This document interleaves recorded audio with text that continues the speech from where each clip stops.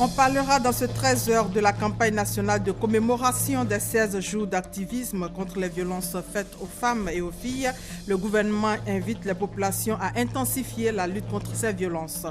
Violence à l'université Houphouët-Boigny, le conseil demande la dissolution de la FESI et de l'AGESI après le décès d'un étudiant à la suite des affrontements entre syndicats. Le point dans ce 13 heures. En Tunisie, l'état d'urgence réinstauré après un attentat meurtrier contre la sécurité présidentielle dans le centre de Tunis. Bilan au moins 12 morts et 20 blessés. Bonjour. Ouvrons tout de suite ce journal par la campagne de commémoration des 16 journées d'activisme contre les violences faites aux femmes et aux filles. L'objectif est d'intensifier la sensibilisation pour que les droits humains des femmes et des filles ne soient plus violés. En Côte d'Ivoire, 2 dates importantes marquent le début et la fin de la campagne. Éric Goré et Emmanuel Niamien.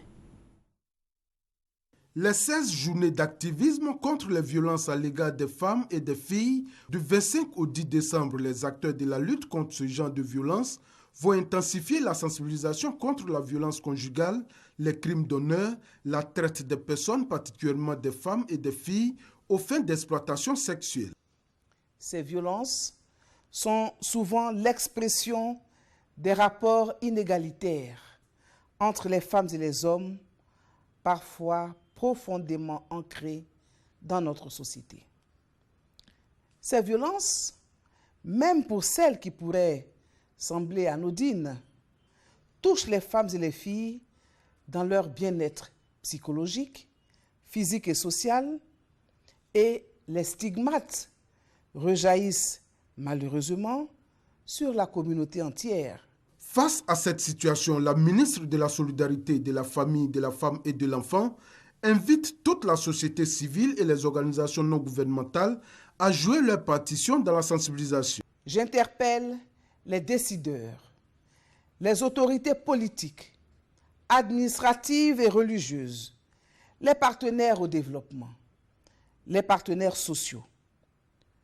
J'interpelle particulièrement les forces de l'ordre, les travailleurs sociaux, les acteurs judiciaires, les professionnels de la santé, les professionnels de la communication, les organisations de la société civile et toutes les sensibilités sur l'urgence de poser des actes concrets. Le thème retenu pour les 16 journées nationales d'activisme contre les violences faites aux femmes et aux filles est « De la paix dans les foyers et la paix en Côte d'Ivoire, une éducation ». Et parlant justement de la traite, de la lutte contre la traite des personnes, vous l'aviez entendu tout à l'heure, le ministère de la Solidarité, de la Famille, de la Femme et de l'Enfant a remis officiellement des documents de la stratégie et du plan d'action national. Ces documents permettront de relever le défi de la lutte contre la traite des personnes. Baraki Sabamba et Grace Kando. Une dame qui cherche quelqu'un pour pouvoir s'occuper de sa maman. Ils m'ont promis ce qu'on appelle le paradis sur terre. Arrivé là-bas, le papa veut coucher avec toi. Matin, même pour manger, même c'est pas là. Tu vas te réveiller à 6 heures, tu vas travailler jusqu'à 2 heures du matin. C'est donc pour lutter efficacement contre la traite des personnes que des documents de stratégie nationale et de plan d'action ont été élaborés. Une initiative du ministère de la Solidarité, de la Famille, de la Femme et de l'Enfant. Le plan d'action mondial, dupliqué au niveau national à travers cette stratégie, permettra, j'en suis convaincu, d'apporter des réponses idoines aux problèmes des victimes. Le défi est immense et les enjeux préoccupants, je devrais dire très préoccupants. Je suis fortement convaincu que notre approche dans cette lutte doit plus que jamais être participative et inclusive. L'élaboration de ces documents stratégiques sur la traite des personnes a vu la participation de plusieurs partenaires. Nous avons d'abord mené une mission exploratoire pendant laquelle nous avons identifié les différents défis en matière de lutte contre la traite des personnes. Ces instruments stratégiques viennent compléter le projet de loi portant lutte contre la traite des personnes qui sera très bientôt adopté par le Parlement. Au nom du gouvernement et par ma voix, je voudrais donc déjà vous rassurer quant à notre détermination à relever le défi que lance la communauté humaine d'esclavage des temps modernes, que la traite des personnes. Selon l'Office des Nations Unies contre la drogue et le crime, sur 136 pays concernés par la traite des personnes, 118 sont des pays africains. 75% des victimes sont des femmes et des enfants.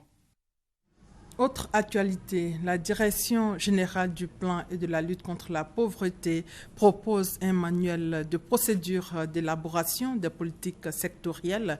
Objectif, permettre au ministère de disposer des outils et méthodes appropriés pour élaborer les politiques sectorielles en liaison avec leur mission de développement. Lassine Bakayoko et Noël Nyangyo. Ce manuel de procédure d'élaboration des politiques sectorielles a été conçu selon les approches par programme et des gestions axées sur les résultats de développement. Il recommande l'arrimage de la durée des politiques sectorielles aux documents de référence nationale et comporte 2 grandes phases. Dans la phase stratégique, il s'agit en réalité de la préparation du processus d'élaboration de la politique sectorielle, de l'analyse situationnelle, et également des documents de développement du secteur. Maintenant, dans la phase opérationnelle, vous avez une phase de programmation et une phase de budgétisation et qui va s'appuyer sur des programmes pluriannuels qui nous conduisent véritablement à la phase finale de budgétisation qui permet à son tour de donner des moyens au ministère pour qu'ils aient tout ce qu'il faut pour agir. Au fond, l'approche par programme doit permettre une articulation logique et cohérente entre le document de politique sectorielle et le budget programme des ministères. Cette approche programme nécessite une planification plus poussée et des activités bien définies et des actions bien connues pour qu'effectivement on puisse s'assurer de la cohérence de ces actions. La mise en œuvre de ces actions conduise vraiment à l'atteinte de l'objectif global qui est défini dans le plan national de développement. Le nouveau manuel s'inscrit dans la rénovation de la planification, la programmation, la budgétisation et le pilotage de l'exécution des dépenses publiques. Rénovation contenue dans le schéma directeur des réformes des finances publiques. L'actualité, c'est aussi le 16e Press Club de l'Union nationale des journalistes de Côte d'Ivoire, l'UNGCI, qui a reçu le ministre chargé de la Défense. Paul Kofi Kofi a fait le point de la situation sécuritaire pendant les élections. Franck Wadio. La sécurisation des élections en Côte d'Ivoire, quel bilan?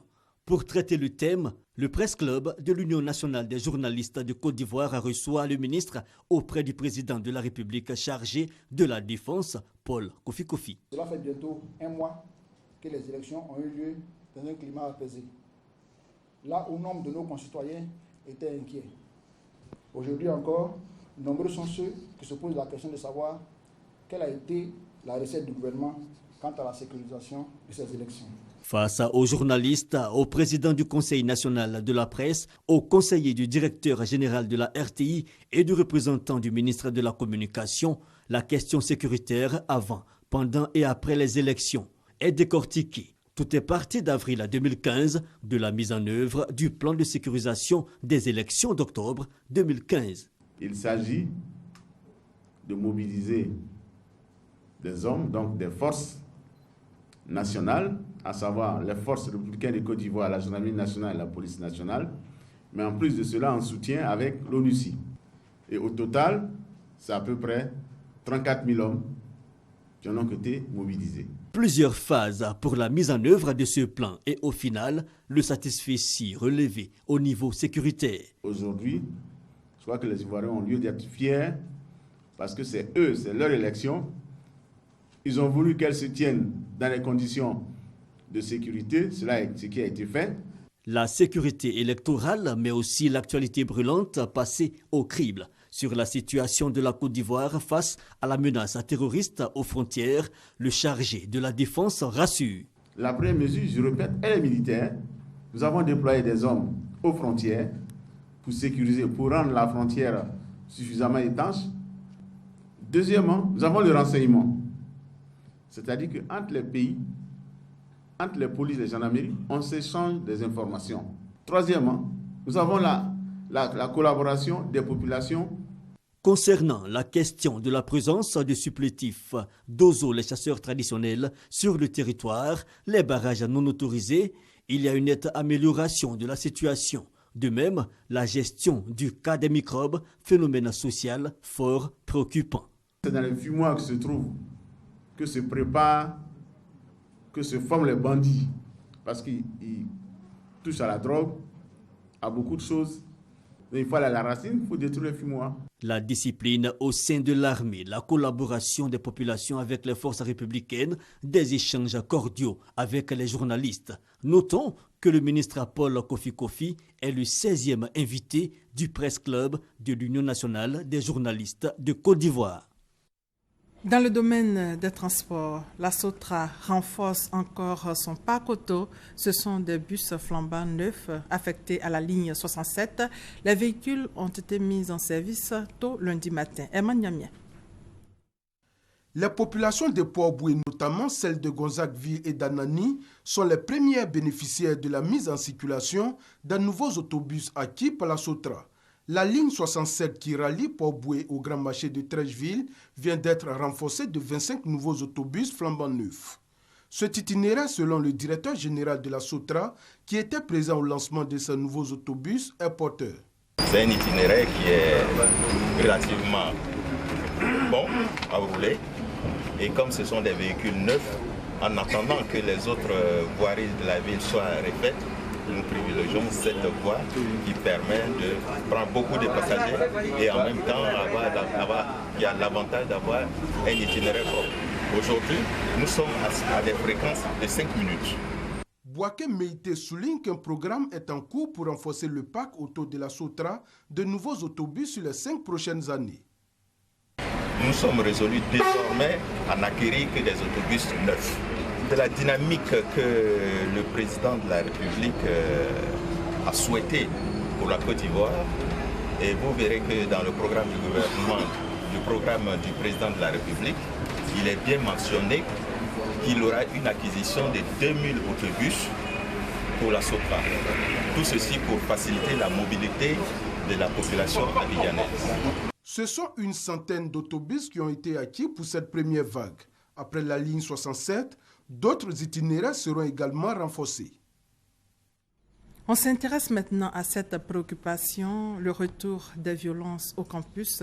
Vous le savez, un étudiant en Master 1 de gestion et militant de la FESI a trouvé la mort récemment. Aussitôt, le conseil de l'université s'est réuni pour arrêter 3 mesures capitales. La plus importante, la proposition de la dissolution de la FESI et de la GESI. Ami Sissoko. La violence en milieu estudiantin a enregistré la semaine dernière de nombreux dégâts allant jusqu'en perte en vie humaine à l'université Félix Houphouët-Boigny. C'est pour situer les responsabilités et éclairer l'opinion sur ces tristes événements que le conseil de l'université rencontre la presse. Le bilan est lourd. On dénombre 6 blessés, dont 2 dans un état critique.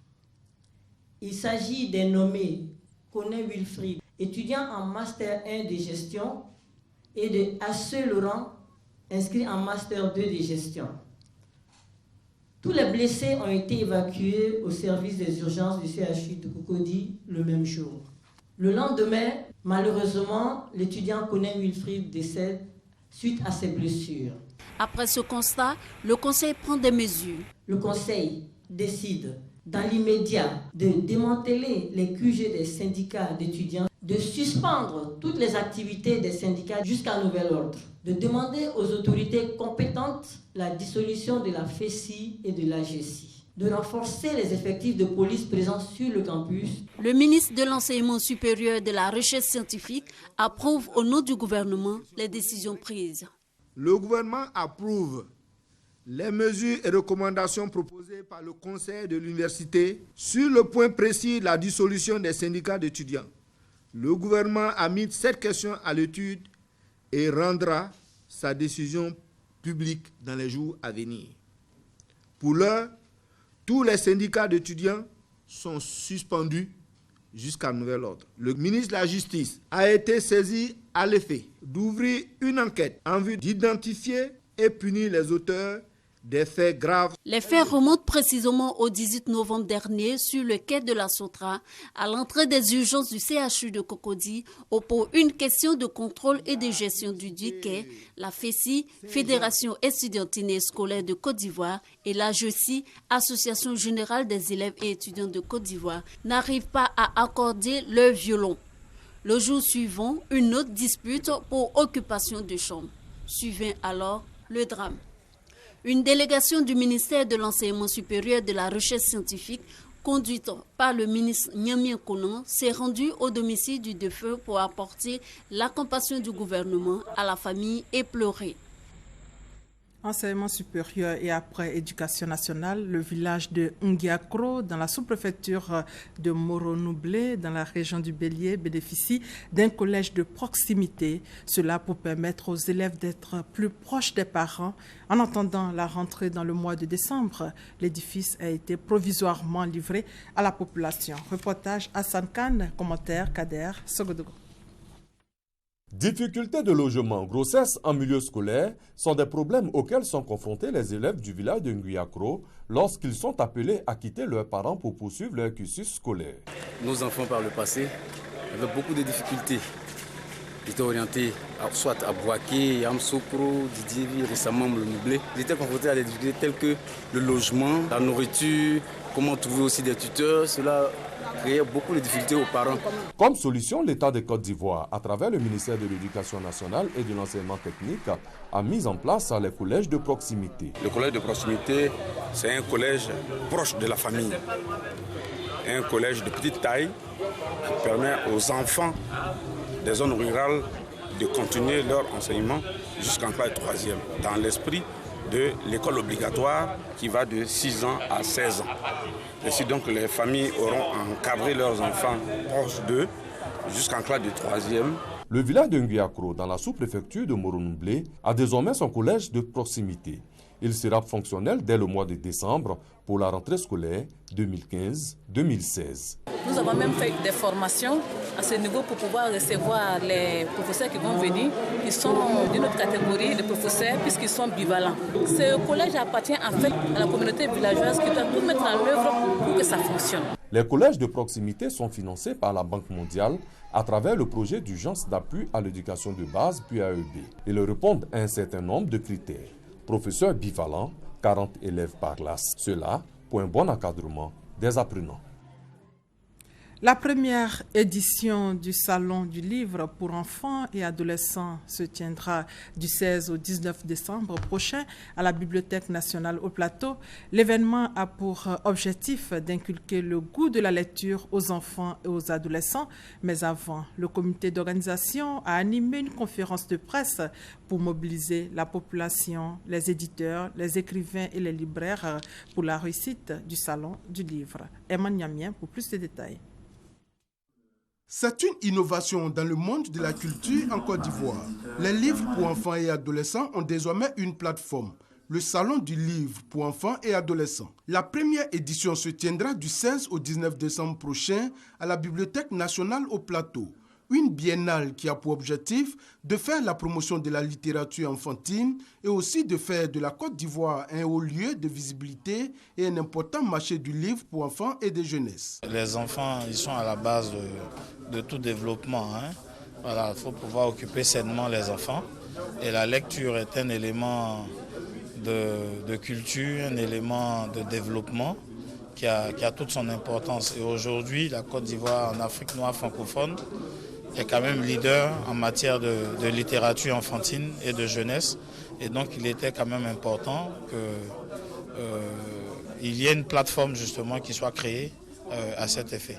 Selon le directeur du livre et de la lecture, ce salon doit être l'occasion pour les parents d'offrir des livres à leurs enfants afin de leur donner le goût de la lecture.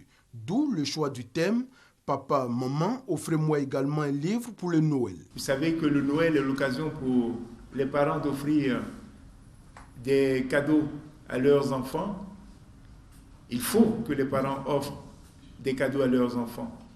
Mais il faut également qu'ils offrent aussi au moins ce livre. C'est ce qui justifie le thème que nous avons utilisé. Plusieurs activités vont meubler ce salon, entre autres des expositions, des ateliers, des conférences et des dédicaces de livres pour enfants et de jeunesse. Sont attendus à ce salon les écoles maternelles, primaires et secondaires, les libraires, les éditeurs, les écrivains et le grand public. L'inspection de l'enseignement primaire de Grand Bérébi bénéficie de nouveaux locaux. Un bâtiment de 9 bureaux construit par le conseil régional vient d'être livré. Les clés ont été remises récemment. Le commentaire de Chantal Akanda. Accompagner le gouvernement ivoirien dans sa politique de l'école obligatoire, c'est ce qui justifie le geste du conseil régional de San Pedro, qui met à la disposition de l'inspection de l'enseignement primaire de Grand Bérébi un bâtiment de 9 bureaux. Bâti sur une superficie de 330 mètres carrés, cet édifice a coûté 98 millions de francs CFA. Pour le président du conseil régional de San Pedro, Begré Donatien, la remise de cet ouvrage traduit la volonté du conseil régional à permettre aux responsables éducatifs de travailler dans de meilleures conditions. La remise des clés du tout nouveau bâtiment s'est déroulée au cours de la 3e session ordinaire de l'année 2015 du conseil régional de San Pedro. Une session au cours de laquelle un budget primitif de 3 milliards de francs CFA a été adopté au titre de l'année 2016. Ce budget prendra en compte la réalisation de plusieurs projets dans le domaine de l'éducation, de la santé, de l'électrification rurale et de l'eau potable. Voilà, c'était plutôt un commentaire de Mamadou Kwasi. Le conseil régional du Hambol a réhabilité et construit certaines infrastructures sanitaires et scolaires dans les départements de Dabakala et de Niakara. Reportage Hassan Khan, commentaire Kader Sogodogo. Le conseil régional du Hambol fait de la santé et de l'éducation de ses populations une priorité. À cet effet, cette collectivité a procédé à la construction et à la réhabilitation de plusieurs infrastructures scolaires et sanitaires. Les populations bénéficiaires sont issues des départements de Katiola, Niakara et Dabakala. Des investissements à hauteur de plus de 100 millions de francs CFA. Un besoin réel dans cette partie du pays. Nous sommes les démembrements donc de l'administration centrale. Notre rôle est de traduire donc la politique du chef de l'État. Vous savez, le chef de l'État a rendu l'école gratuite et le chef de l'État donc souhaite que la Côte d'Ivoire puisse atteindre l'émergence à l'horizon 2020. Alors, ma politique, à moi, je me suis dit, pour atteindre l'émergence, il faut aller avec des personnes bien formées et pour être bien formé, il faut aller à l'école. Donc c'est pour cela que au niveau du conseil régional de Hambol, vous allez constater que les 3/3 de notre budget est affecté donc à l'éducation nationale. Partout où il est passé, le président du conseil régional du Hambol, Brahim Traoré, a été félicité par les populations qui l'ont invité à poursuivre dans ce sens. Un mot de justice avec cette interrogation. Quel mécanisme juridique et institutionnel pour le suivi de la mise en œuvre de la Convention des Nations Unies pour les personnes en situation de handicap? Cette question était au centre d'une conférence organisée par le programme de soutien au système judiciaire. Estelle Brou et Konate Moussa. La Convention des Nations Unies pour les personnes en situation de handicap a été signée le 7 juin 2007 par l'État de Côte d'Ivoire et ratifiée le 10 janvier 2014. Mais jusque-là, sa mise en œuvre n'est pas encore effective. C'est pour donc réfléchir à des mécanismes juridiques et institutionnels de suivi de cette convention qu'une conférence a été initiée. Objectif, améliorer la prestation des services de justice et l'accès à la justice pour les personnes handicapées. Il faut que les acteurs de la justice connaissent et sachent le langage des signes pour les personnes qui n'entendent pas. Il faut qu'il y ait des rampes d'accès pour les personnes qui ont un handicap physique. Donc c'est tout un ensemble. Donc il y a les lois, il y a le côté juridique et il y a le côté institutionnel. Et tout cela est prévu dans la Convention. Cette Convention démontre qu'un mécanisme indépendant, c'est-à-dire qu'une commission nationale pour les droits de l'homme des personnes handicapées soit créée. Mettre en œuvre ce plan, ce sera un début de solution à toutes ces difficultés que rencontrent les personnes handicapées. L'amélioration des conditions de vie des personnes handicapées, des efforts déjà fournis par le gouvernement ivoirien. Représentant le Premier ministre à cette conférence, Cissé Ibrahima Bakongo, ministre de la fonction publique et de la réforme administrative, rassure. Au plan de l'insertion professionnelle, il convient de noter que 940 Ivoiriens en situation de handicap, dont 300 le mois dernier, ont bénéficié du recrutement dérogatoire à la fonction publique. Cependant, en dépit de ces efforts, le gouvernement reste conscient que les défis restent nombreux. Cette conférence est initiée par le programme de soutien au système judiciaire Pro-Justice avec l'appui de l'Agence américaine pour le développement international. À l'issue de 2 jours de travaux, un plan d'action de plaidoyer pour l'amélioration de l'accès à la justice des personnes en situation de handicap sera établi et proposé aux décideurs. Rappelons que la Côte d'Ivoire enregistre entre 1,5 million et 2 millions de personnes vivant avec un handicap. On part à Aïn-Bléco pour parler culture. Après la cour royale du Djoablin, le village de Tanguela célèbre la fête de l'Iyam, une fête qui marque la nouvelle Iyam chez le peuple Aïn-Djoablin, célébration placée sous le sceau de l'unité, de la paix et du développement. Les détails avec Mamadou Kwasi.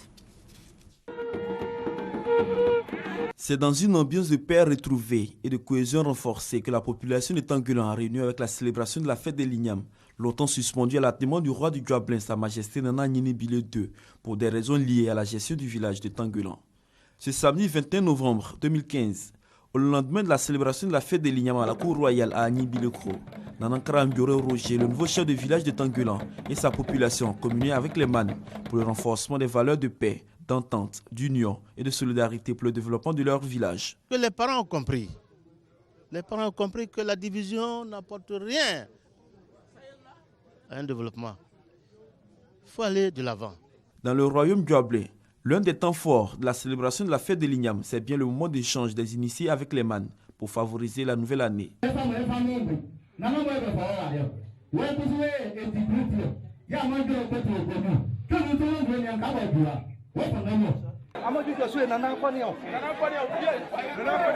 Une communication qui a permis de comprendre l'adhésion des MAN à la nouvelle dynamique que veut adopter le village. Une décision qui encourage la notabilité dans sa démarche de développement du village de Tanguela. Aujourd'hui, la mobilisation, c'est pour prouver que l'union est retrouvée, la fraternité, et qu'à partir d'aujourd'hui, tous les enfants sont réunis pour le développement du village. Pour les cadres de cette sous-préfecture, la tradition doit jouer un rôle important dans le développement du village. C'est un symbole qui traduit ce que nous avons comme respect pour la tradition. C'est un symbole qui traduit ce que nous sommes appelés à être. Toujours ensemble, autour de nos valeurs, à partager pour la construction au niveau de notre communauté. Cette fête de l'Ignam qui marque la nouvelle année chez le peuple Agni-Djoablin se tiendra sur plusieurs jours à Tanguela, avec des activités socio-culturelles et sportives. Hors de nos frontières, après 4 jours de paralysie à Bruxelles pour cause de menaces terroristes, les mesures sont progressivement levées ce mercredi dans la capitale belge où écoles, métros, magasins et lieux culturels publics vont rouvrir progressivement. Un attentat a visé mardi un bus de la sécurité présidentielle dans le centre de Tunis, faisant au moins 12 morts et 20 blessés. L'état d'urgence a été réinstauré dans tout le pays et un couvre-feu décrété sur place. Regardez.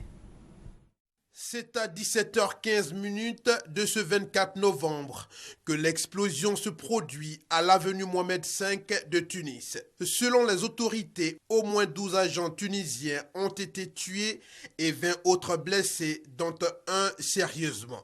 Le chef du gouvernement et le ministre de l'Intérieur se sont rendus sur place après l'attentat. Le président Béji Caïd Essebsi a proclamé l'état d'urgence sur l'ensemble du territoire tunisien pour une durée de 30 jours et un couvre-feu. La Tunisie a déjà été confrontée à plusieurs attaques djihadistes cette année, dont 2 sanglants revendiqués par l'État islamique contre le musée de Bardo en mars dernier et contre un hôtel près de Sousse à la fin juillet.